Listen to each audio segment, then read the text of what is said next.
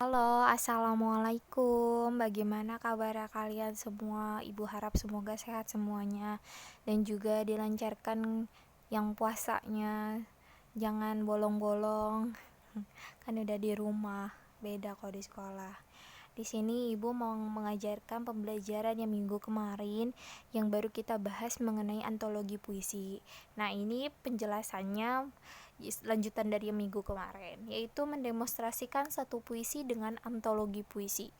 Kemarin kita udah praktek, bukan bahas lebih tepatnya. Ibu belum bahas sama sekali, tapi ibu langsung praktek buat kalian untuk mendemonstrasikan antologi puisinya.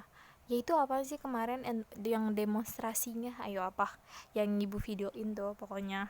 Yaitu yang pertama ada namanya beberapa cara mendemonstrasikan puisi. Alah, susah banget ngomongnya. Yang pertama ada melakukan puisi atau musikalisasi puisi. Benar, kita waktu pas praktek ibu minta sama kalian, bukan kita sih, ibu minta sama kalian untuk mendemonstrasikan bagaimana kalian bisa bermusikalisasi puisi. Kalian pilih sendiri, yang waktu itu kita kocok, terus kalian juga milih mau puisinya yang mana, dikocok juga itunya juga, teman-temannya siapa yang maju dikocok juga sama. Terus ada juga yang namanya melakukan puisi. Maksudnya melakukan puisi itu apa? Di sini dengar dulu. Adalah puisi yang dinyanyikan dengan iringan musik. Musikalisasi puisi itu identik dengan iringan musik. Entah dia pakai, kan makanya ibu bilang boleh bawa speaker, boleh bawa alat musik, boleh bawa gitar, musiknya terserah apa aja lah, mau gitar, mau ini, mau sebagainya, nggak apa-apa, yang penting harus ada iringan musiknya.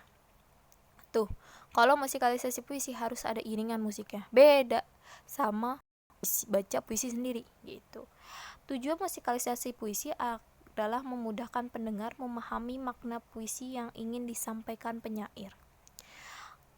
Tujuannya saat kamu membaca puisi, kadang kamu ngerti gak sih arti dari isi kalau kamu cuma baca.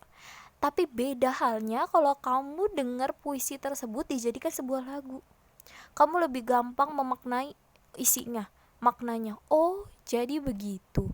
Ada dua versi. Ada yang namanya dari sebuah puisi dijadikan sebuah lagu.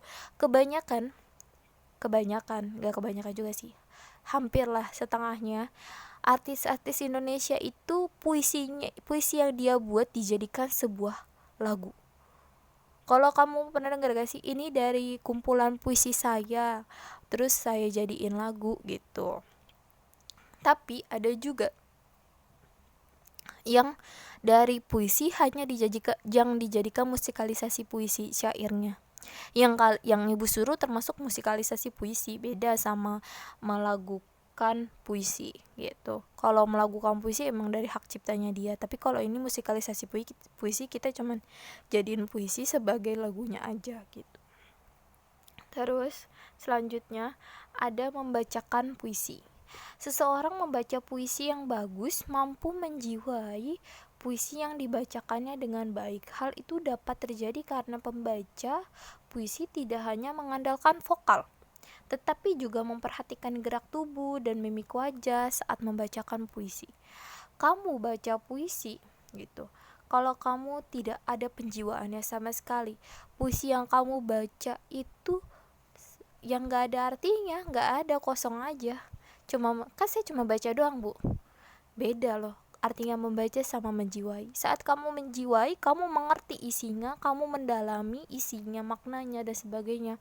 Saat kamu membacakannya, orang lain merasakannya apa yang kamu bacakan dan kamu rasakan.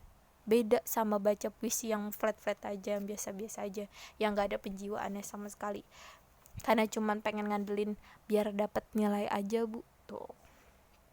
Terus apa? Hal itu dapat terjadi karena pembaca puisi tidak hanya mengandalkan vokal. Gak hanya pakai vokal aja. Vokal itu suara, pengucapan. Harus dijelaskan kalau vokal. Tetapi juga memperhatikan gerak tubuh. Kamu mau baca puisinya pakai tangan, kamu mau muter-muter, mau jungkir balik, atau kamu mau mau gebuk-gebuk meja, ya gak masalah. Itu namanya gerak tubuh. Kamu mengekspresikan, misalnya kamu lagi marah, kamu mengekspresikan kemarahan kamu. Busia kalau marah itu suka ya namanya ngelempar, ya nggak apa-apa, coba aja kamu mengekspresikan puisinya itu dengan sekemarahan saya, Bu, saya lempar barang-barang di sekitar saya, nggak apa-apa. Itu mengekspresikan atau menjiwai isinya. Terus apa lagi? Mimik wajah. Gak mungkin saat kamu bilang suka sama seseorang tapi muka kamu mimiknya sedih. Mungkin iya, bisa aja kamu mencintai seseorang tapi gak direstuin, oke, gak masalah. Tapi kalau sedih, tapi kalau baca puisinya tentang percintaan, kau adalah bagaikan misalnya bunga yang berada di malam hari gitu misalnya, tapi kamu mukanya murung, orang juga pikir dia kenapa dia kenapa, apa jangan-jangan dia sakit gitu. Kamu saat kamu marah, tapi marah seseorang beda-beda ya. Ada marahnya dia diam, ada marahnya dia meninggikan suaranya, ada dia marahnya di pelan suaranya tapi sekalinya ngomong nyelekit. Itu kan marahnya seseorang beda-beda.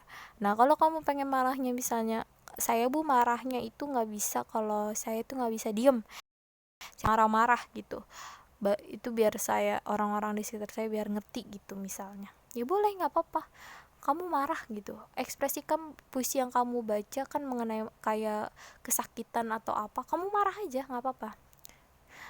Ini misalnya gini, apa yang adil untukku, dia pun tidak merasa sedih, tinggiin nadanya, suaranya rendahin, jadi main apa ya namanya, intonasi. Nah, intonasi ada pada penjelasannya lagi. Oke, sebaliknya nih, ada aspek-aspek yang diperhatikan dalam membacakan puisi. Tadi yang pertama ada lafal atau vokal yang dijelaskan, yang dihasilkan harus jelas. Maksudnya apa sih?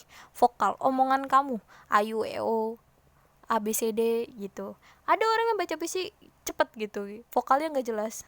Di tempat terakhir berdiri pada mengingat separuh umurku memendam cinta, dia antara takut karena diliatin temannya, atau takut dikejar hutang, atau takut pada kenyataan, makanya dia kabur, makanya dia cepet banget bacanya. Ada yang kayak gitu, lafal vokalnya nggak jelas pembacaan puisinya. Nah, yang kedua ada intonasi. Intonasi merupakan ketepatan menentukan tinggi rendah suara atau nada dalam mengucapkan suatu kata dalam puisi dibacanya. Saat kamu marah, jangan pakai nada tinggi mulu, suara kamu habis, teriak-teriak mulu. Saat kamu harus meninggikan suaranya, kamu tinggiin. Saat kamu rendahin, kamu rendahin. Aku bilang dia tinggi, aku cinta padanya, rendahin aja. Saat kamu harus meninggikan beberapa kata aja, jangan semuanya kamu bacanya pakai di tinggi suara. Misalnya gini, upacara tahun baru misalnya kayak gitu, itu kan sama aja kamu marah-marah ya, yang ada nanti pas selesai baca tenggorokan kamu sakit gitu.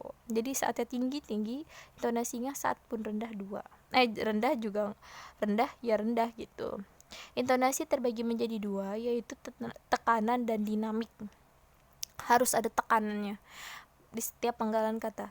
Di tempat terakhir berdiri, padam ingatan, misalnya gitu, harus ada tekanan. Nah, nggak gitu juga sih, itu malah baik. Terus ada dinamik, yaitu tekanan pada kata-kata yang dianggap penting. Misalnya Tuhan tahu apa arti dari semua ini. Kata Tuhannya itu dinamiknya atau tekanannya tuh pada semua kata, pada saat kata-kata yang menurutnya Tuhan dalam berdoa, yaitu kata-kata Tuhannya berarti harus ada tekanannya gitu. Pembedaan dari kata-kata yang satu dengan kata-kata yang lain. Terus ada mimik atau ekspresi, sama, merupakan perubahan tampilan wajah yang dipengaruhi pemahaman isi puisi. Tadi kan Ibu bilang kalau mimiknya sedih, kamu marah-marah gitu kan, jadi aneh gitu. Terus kalau kamu misalnya dikasih surat cinta tapi muka kamu murung, kan ya kamu pikir aja lah sendiri gimana. Jadi pasti kamu bilang, kalau teman kamu kayak gitu, kok lu aneh sih, dikasih puisi sama pacar tapi muka lu murung, yang ada kita yang kesel sendiri gitu. Atau lo makan seneng berseri-seri senyum terus kayak doi lagi ngapelin ke rumah, seneng banget, itu namanya gitu perbedaannya mimik wajahnya. Kalau kamu membaca puisinya mengenai percintaan, pasti kamu akan senang. Gimana sih sikapnya orang senang ketemu pacar gitu, tapi saat kamu marah bisa aja disakitin. Gimana ekspresi muka kamu, mimik muka kamu saat kamu diselingkuhin? Ya, seneng banget ibu. Sampai sini ada yang mau ditanyain? Ibu udah ngomong panjang kali lebar kali tinggi. Kalau ada pertanyaan, nggak ada, pasti nggak ada yang mau nanya, serius. Bahkan video ini nggak tahu ibu juga udah ditonton apa belum, sedih banget sih ibu. Oke, sampai sini ibu penjelasannya. Mohon maaf bila ada kesalahan kata. Wassalamualaikum warahmatullahi wabarakatuh. Waalaikumsalam.